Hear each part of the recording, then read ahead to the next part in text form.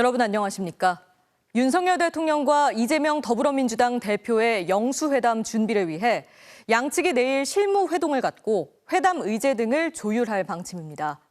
윤 대통령은 여당에도 오찬을 제안했는데 한동훈 전 비대위원장은 참석이 어렵다는 뜻을 밝힌 것으로 전해졌습니다. 총선 이후 여야 지도부 만남이 추진되면서 대통령 비서실장과 총리 등 인사 쇄신은 다소 늦춰질 수 있다는 전망도 나옵니다. 이용주 기자입니다. 한호섭 대통령실 정무수석과 천준호 민주당 대표 비서실장이 내일 오후 만나는 것으로 전해졌습니다. 영수회담 준비를 위한 사전 실무회동입니다. 회담 발표 직후엔 대통령실 측 창구가 이관섭 비서실장이었지만 이 실장이 사의를 밝힌 데다 원활한 협상을 위해 국회와의 관계를 맡아온 정무수석이 나서는 것으로 알려졌습니다. 대통령실과 민주당 모두 아직은 언급을 자제하며 신중한 모습을 보이고 있습니다. 용산 대통령실과 우리 당대표 비서실 간에 있어야 되는 걸로 알고 있고요. 그 일정을 이렇게 조율하는 과정으로 알고 있습니다. 회담 일정과 참석자 등 형식은 물론 양측이 강조하고 있는 민생 문제 등 회담 의제도 조율할 방침입니다. 하지만 민주당이 요구해온 민생회복 지원금을 비롯해 최상병 특검법과 이태원 참사 특별법 등 현안에 대한 입장차는 여전합니다. 민주당 관계자는 내일은 대통령실이 무엇을 원하는지 들어보는 자리라며 특검법 등을 추진하지 말아달라고 얘기할 수는 있겠지만 그게 협상의 안건이 될 수 있을지는 모르겠다고 말했습니다. 강성 보수층 일각에서 영수회담 자체에 부정적인 것도 윤 대통령 입장에선 부담이 될 수 있습니다. 보수 쪽에서는 지금 뭐 난립니다. 아, 그래요? 예. 보수 쪽에서는 이제 그 백기투항 아니냐, 진짜 굴욕이다. 뭐 지금 이제 그 유튜브나 보면 상당히 난린데요. 윤 대통령은 한동훈 전 비대위원장과 여당 지도부에도 오찬을 제안했는데 한 전 위원장은 건강상의 이유를 들어 참석이 어렵다는 뜻을 밝힌 것으로 전해졌습니다. 다만 윤 대통령이 총선 이후 여야 지도부와의 만남을 우선 추진하면서 후임 비서실장 또 국회 동의가 필요한 후임 총리 인선은 다소 늦춰질 수 있다는 전망도 나오고 있습니다. MBC 뉴스 이용주입니다. 앞서 전해드린 대로 윤석열 대통령의 오찬 제안을 거절한 것으로 전해진 한동훈 전 국민의힘 비상대책위원장은 SNS를 통해서도 작심 발언을 쏟아냈습니다. 윤석열 대통령을 배신했다는 홍준표 대구시장의 비난에 대해 잘못을 바로잡으려는 노력은 배신이 아니라 용기라고 강하게 반박했습니다. 정치를 계속할 뜻도 거듭 분명히 했는데 국민의힘 안에서는 총선 패배 책임론과 당 쇄신책을 놓고 진통이 계속되고 있습니다. 손하늘 기자의 보도입니다. 저의 패배이지 여러분의 패배가 아니라고 한 한동훈 전 비상대책위원장은 무슨 일이 있어도 국민을 배신하지 않을 거라고 했습니다. 그러면서 잘못을 바로 잡으려는 노력은 배신이 아니라 용기라고 강조했습니다. 앞서 윤석열 대통령을 만난 홍준표 대구시장이 한동훈의 잘못으로 역대급 참패를 했다면서 윤석열 대통령도 배신한 사람이라고 비난한 데 대한 반박으로 해석됩니다. 한 전 위원장은 선거 기간 김건희 여사 의혹과 이종섭 전 주호주 대사 문제 등을 두고 몇 차례 대통령실과 갈등을 빚어왔습니다. 국민들께서 걱정하실 만한 부분이 있었다고 저도 생각합니다. 이종섭 대사는 즉각 귀국해야 한다고 생각합니다. 한 전 위원장이 자신의 공개 SNS에 정치적 의견을 적은 건 이번이 처음입니다. 정규해지기 위해 시간을 갖고 성찰하겠다며 시점의 문제일 뿐 정치를 계속하겠다는 뜻도 분명히 했습니다.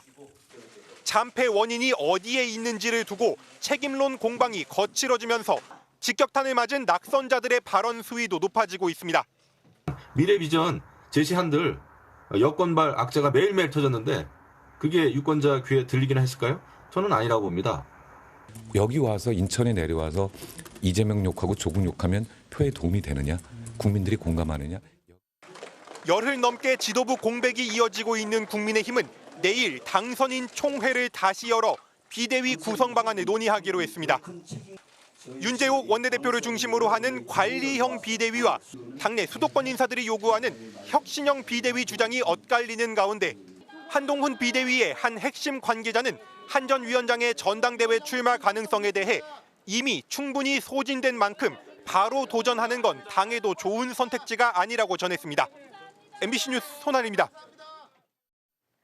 MBC는 총선 민심의 움직임을 파악하기 위해 선거 전까지 5차례 패널 조사를 실시하고 총선 직후에도 한 차례 더 패널 조사를 진행했는데요. 이번 선거에서 왜 이런 결과가 나왔을까 물었더니 투표한 정당에 관계없이 윤석열 대통령이라는 답이 많았습니다. 또 22대 국회와 대통령에 바라는 최우선 과제로는 물가 안정이 꼽혔습니다.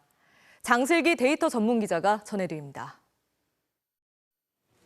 총선 직후 실시한 6차 패널 조사에서 나타난 이번 선거의 핵심 변수는 윤석열 대통령이었습니다.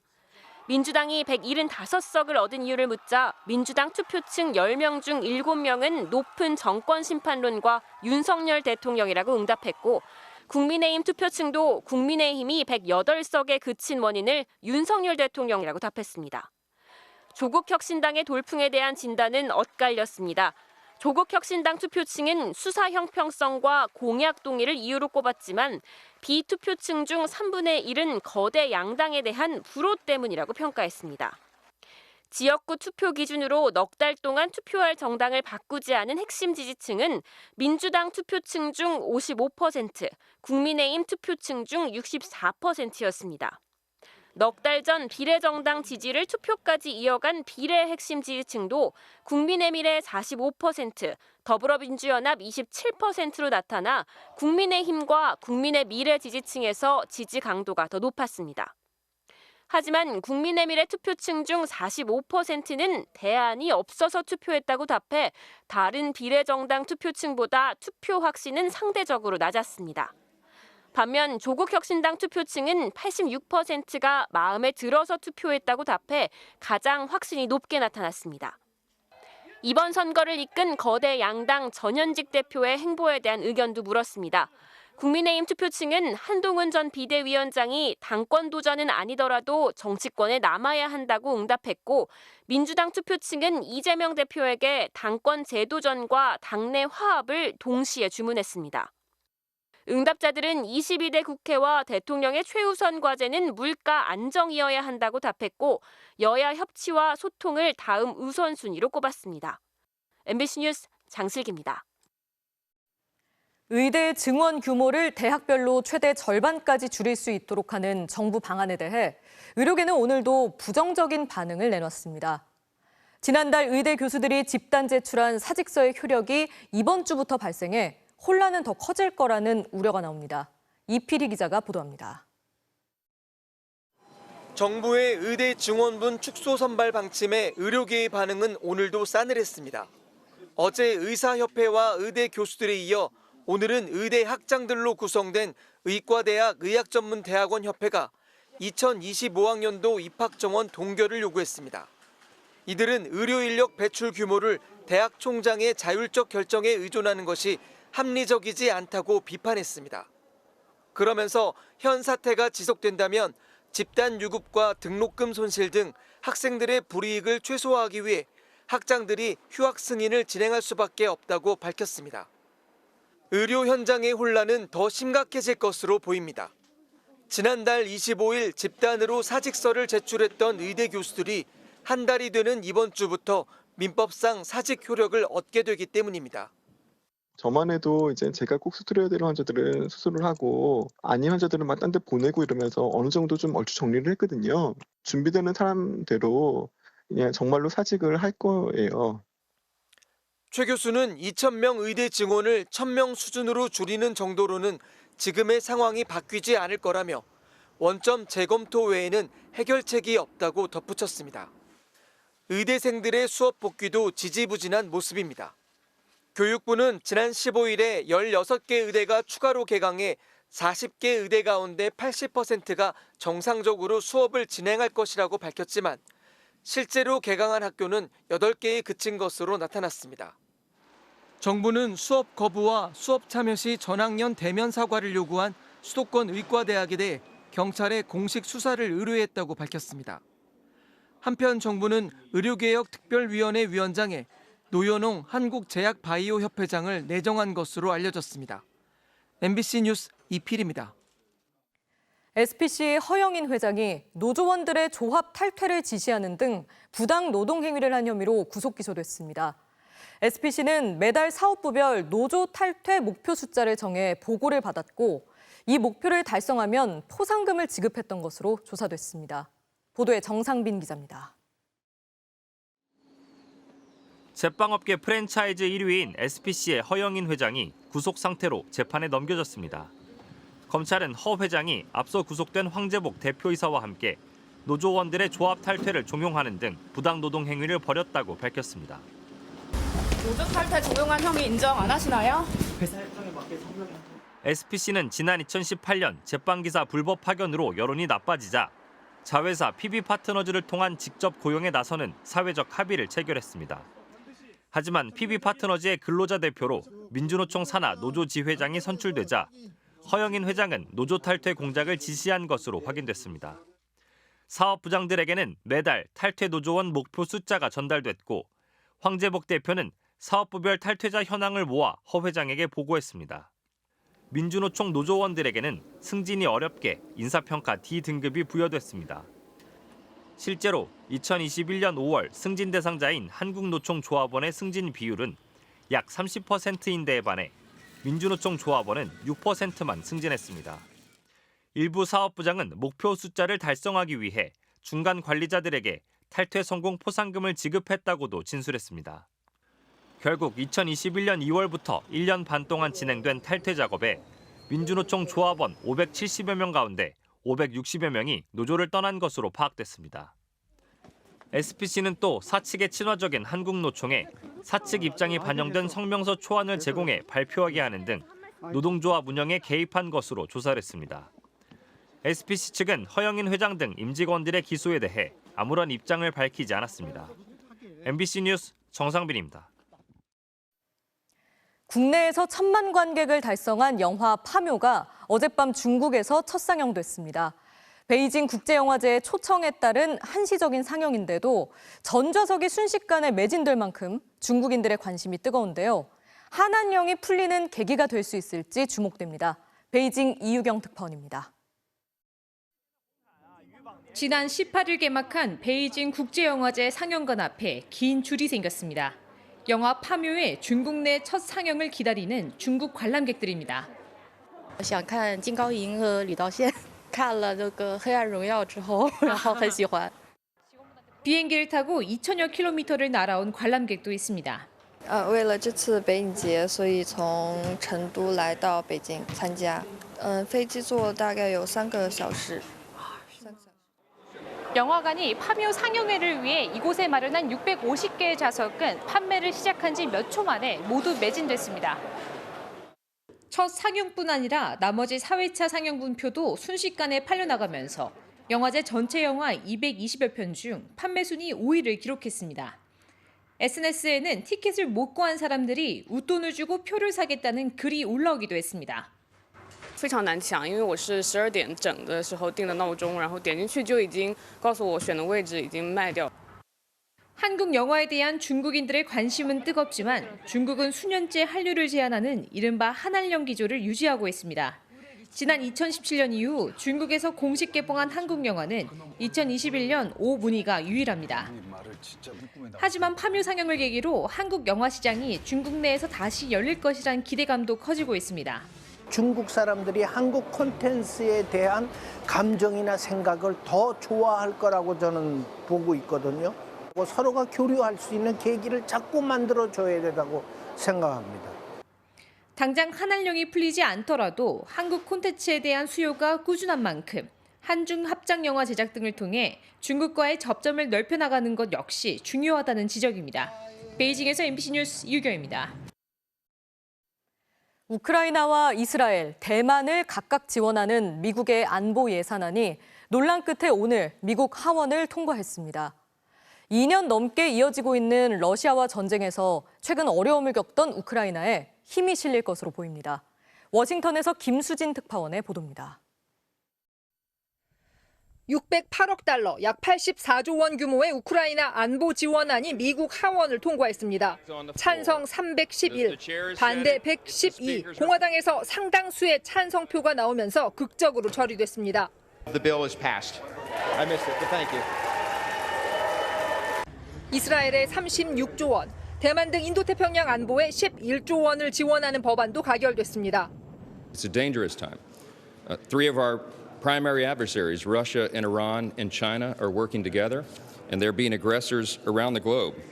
우크라이나 지원 법안은 하원 다수당인 공화당이 반대하면서 6개월 동안 처리되지 못하고 표류했지만 최근 이란의 이스라엘 공습으로 안보 위기가 고조되며 결국 처리됐습니다.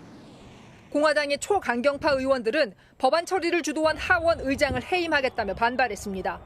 Waving the Ukrainian flag on the United States House of Representatives floor while we're doing nothing to secure our border. I think every American in this country should be furious.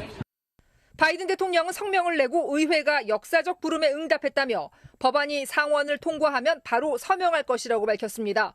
우크라이나 젤렌스키 대통령도 미국에 감사하다며 러시아를 막아내겠다고 소셜미디어 X에 글을 올렸습니다. 러시아는 미국의 군사 지원이 더 많은 죽음을 가져올 것이라며 반발했습니다. 상원은 법안을 송부받아 다음 주 표결에 붙일 예정입니다. 상원의 다수당은 민주당이어서 처리에는 어려움이 없을 것으로 전망됩니다. 워싱턴에서 MBC 뉴스 김수진입니다.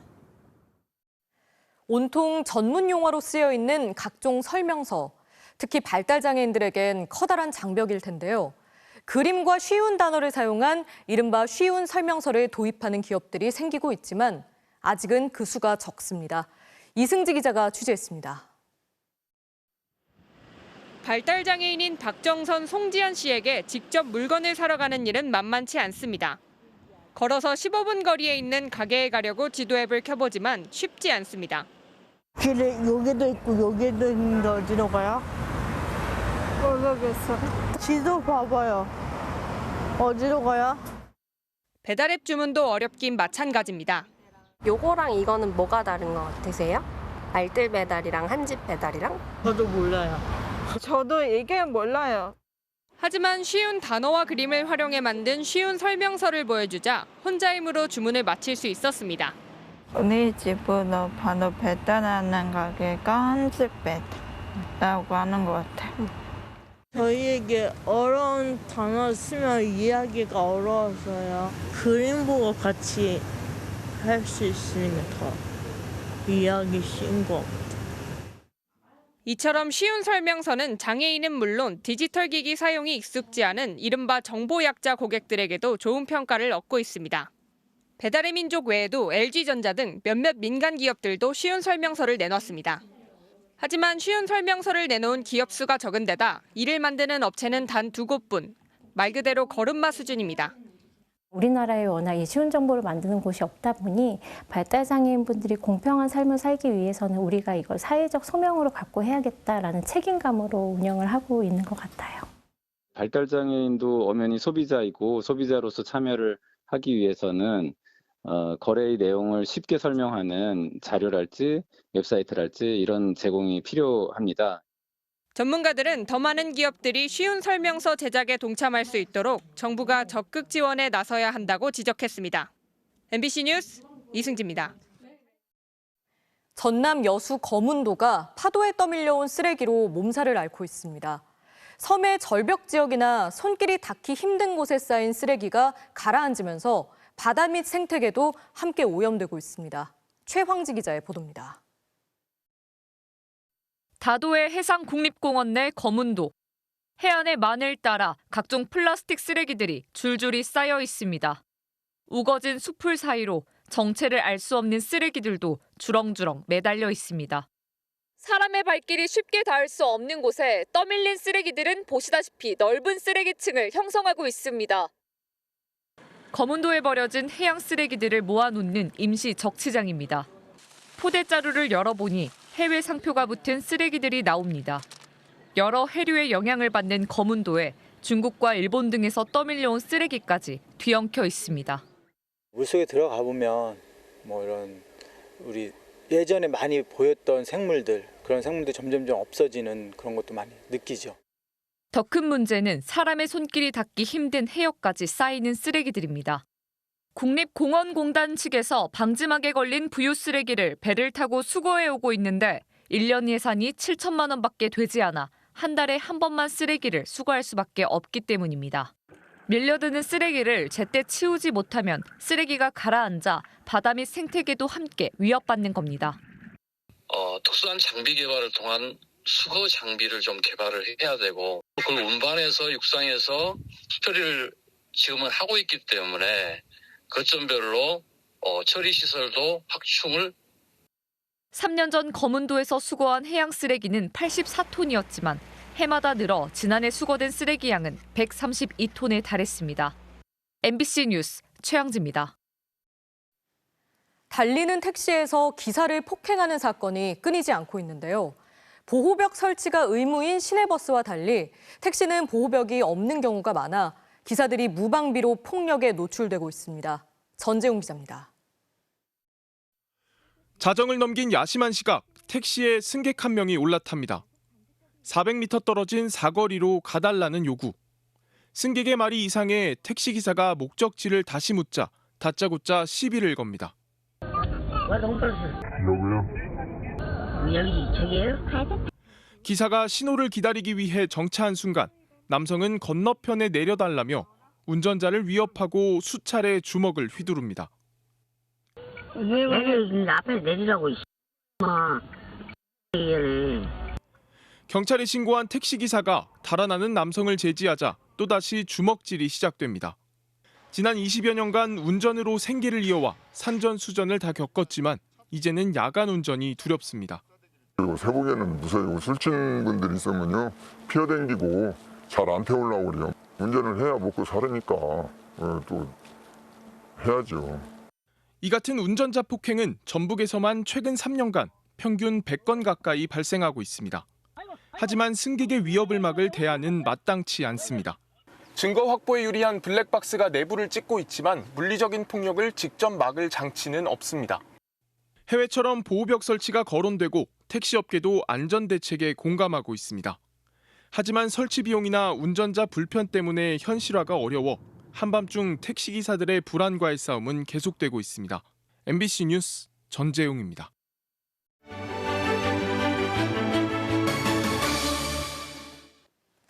우리나라 국민 한 명이 1년 동안 배출하는 플라스틱은 88kg, 세계 3위라고 합니다. 수돗물이 안전하다는 인식만 있다면 생수병으로 인한 플라스틱 배출도 줄이고 환경도 지킬 수 있을 텐데요. 수돗물 인식 개선에 나선 이들을 위동원 영상기자가 만났습니다.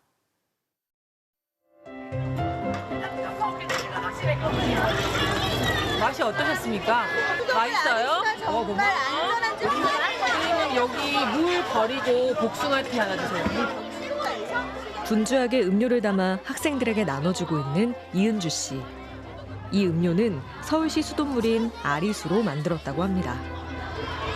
아리수에 대해서 정확한 정보를 아이들한테 심어주고 내가 먹어보니 괜찮네.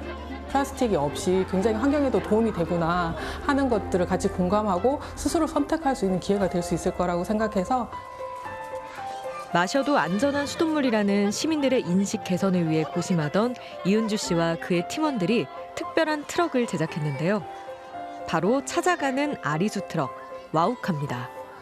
아리수 음료수 준다고 해가지고 야 아리수 때 무슨 맛이 살짝 나는 것 같은데 우리 매운 맛있어. 안녕하세요. 역시 맛있네요. 은주 씨의 이러한 노력에도 안전한 수돗물에 대한 시민들의 인식이 아직은 부족한 탓에 막막하다고 하는데요. 되게 안타까워요. 생각보다 아리수에 대한 좀 막연한 불신이 좀 있는 것 같아요. 걱정이 되는데요. 이렇게 말씀하시는 분들이 계시거든요. 그리고 깨끗한 수돗물을 만들기 위해 애쓰는 또 한 사람. 20년간 수돗물 수질을 관리해온 권학선 연구사입니다. 수돗물 먹으면 죽는다. 그렇게 보고 배워들었던 사실이거든요. 근무해보면서 보니까 이것보다 깨끗한 물이 있지 않을 것 같다. pH 7.2, 수온 13.4도씨. 미네랄 성분이 물 1리터에 한 한 37mg 정도 들어있거든요. 생수 같은 경우는 한 13에서 20mg 정도 들어있는 걸로. 전국에 공급되는 수돗물은 모두 표준 정수 처리 공정을 거쳐 352가지 수질 검사를 통과한 마실 수 있는 물이라고 합니다. 저희가 만약에 생수를 먹는다면 하루에 얼마나 많은 플라스틱을 배출할까 하는 생각이 들었어요. 우리 아이들 미래를 생각한다면 내 행동이 얼마나 가치 있는 행동인지 시민들이 더 많이 알아줬으면 좋겠다. 그리고 여러분들이 알 수 있게끔 저희도 더 많이 노력을 해야 되겠다.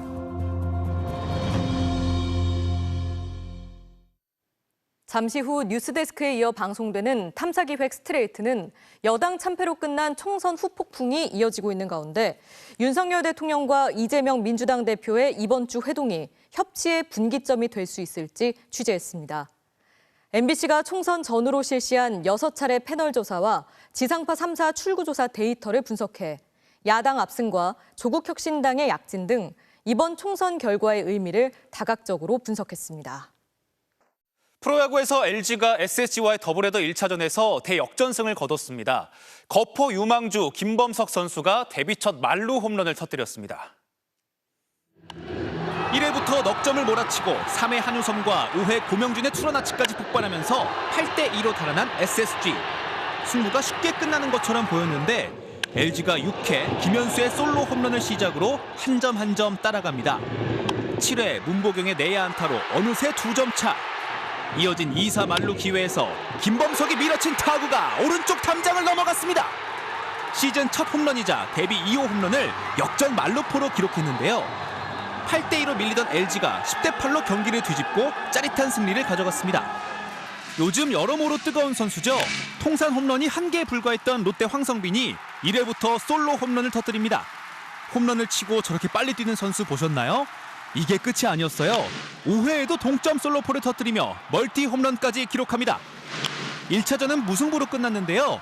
황성빈은 2차전에서도 투런아치를 그렸습니다. 잊을 수 없는 하루겠네요.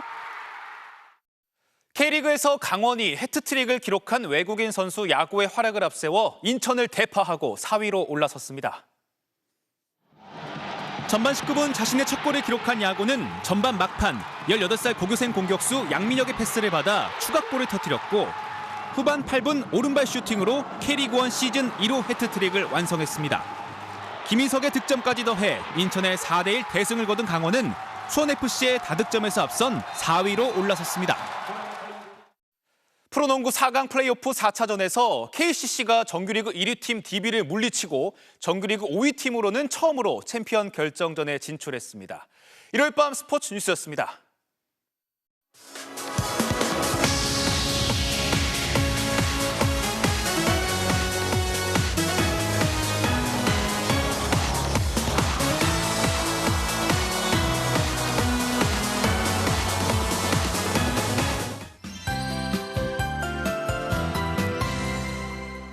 하늘은 흐릿흐릿해도 공기만큼은 쾌적한 휴일이었죠. 내일도 파란 하늘을 볼 수 있는 날씨는 아니지만 서쪽을 중심으로 기온이 더 오르겠습니다. 동풍이 300을 넘으며 온화한 공기를 불어넣어서요. 내일 한낮에 서울의 기온이 24도, 대전 22도로 평년 기온을 2도에서 4도가량 웃돌겠고요. 반면 바람이 비교적 그대로 닿는 동쪽 지방은 포항이 16도에 머무는 등 오늘만큼 선선하겠습니다. 또 동해안 지방의 비는 내일 오전까지 오락가락하다가 차츰 그칠 텐데요. 너울성 파도가 강하게 밀려오기 때문에 해안가 안전사고에 유의하셔야겠고요. 청정한 기류가 이어지면서 내일도 전국의 일평균 미세먼지 농도 좋음 단계를 유지하겠습니다. 내일 전국 하늘에 구름이 많이 지나겠고 오전까지 내륙 곳곳에는 빗방울이 떨어지는 곳이 있겠습니다. 전남 지방도 오후까지 가끔 비가 내리겠습니다. 내일 아침 기온 보시면 전국이 15도 안팎의 분포로 오늘과 비슷하게 시작하겠고요. 한낮의 기온은 서울이 24도, 전주 21도까지 오르겠고 대구는 19도 선에 머물겠습니다. 화요일인 모레는 강원 영동과 제주, 충청 이남 지방에서 봄비가 내리기 시작해 수요일 전국으로 확대가 되겠고요. 이후에는 기온이 큰 폭으로 오를 전망입니다. 날씨였습니다. 4월 21일 일요일 뉴스데스크 여기서 마칩니다. 시청해주신 여러분 고맙습니다.